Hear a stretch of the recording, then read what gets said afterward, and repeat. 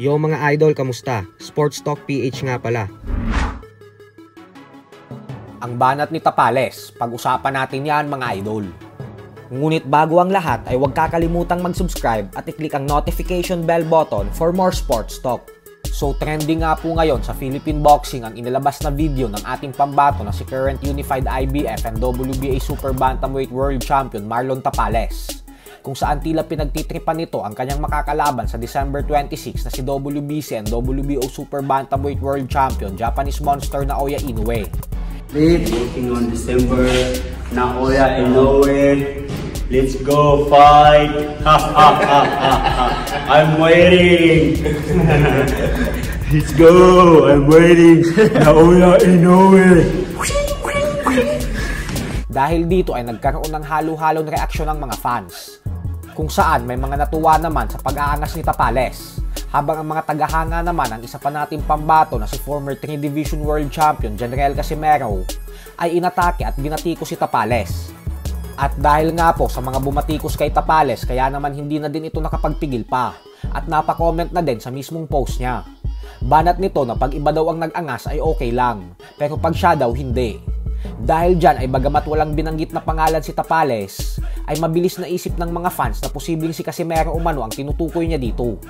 At dahil din dyan, kaya naman may isang fan na nag-comment na okay lang daw mag-angas si Casimero kasi madami na daw itong napatunayan sa mundo ng boxing.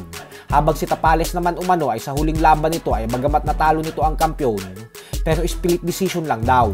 Kaya wag na daw sana itong magsalita at mag-ensayo lang ng mabuti upang masigurado umano na handa ito sa laban.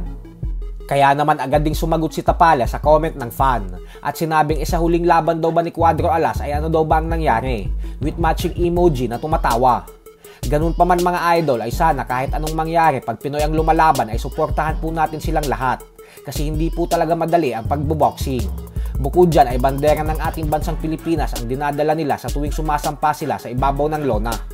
Sa kabilang banda naman mga idol ay madami na nga po ang nasasabik sa world title fight sa pagitan ng undisputed lightweight world champion Devin Haney at ng current WBC Junior Welterweight World Champion Regis Prograis na gaganapin sa December 9. Dito ay nagpa siyang umakyat ng timbang si Haney upang subukang maging isang ganap na 2 Division World Champion sa pamamagitan ng pagtalo kay Prograis. Subalit ayon nga po sa Matchroom Boxing promoter Eddie Hearn, ay gusto niya daw gawin na kung sino man ang manalo sa pagitan ni Haney at Prograis, ay gusto niya daw itong itapat sa rising superstar knockout artist Ryan Garcia. Bagay naman na nagkaroon din ng halo-halong reaksyon sa mga fight fans. Kasi parang ang lumalabas pa daw ngayon ay naglalaban yung dalawang kampyon tapos si Garcia ay mag-aantay lang sa kanila. Habang may mga fans naman na natuwa sa balitang ito. Dahil gusto lang talaga nilang makita na maglaban-laban ang lahat ng malalakas sa boxing. So hanggang dito na lang po muna tayo mga idol. Sports Talk PH, kakaiba ang laban ng mga Pinoy. Lakas at dedikasyon ng aros na tinuon. Kamaong nagbabaga ang sayo ay babaon. Mga Pinoy na ating pambaga.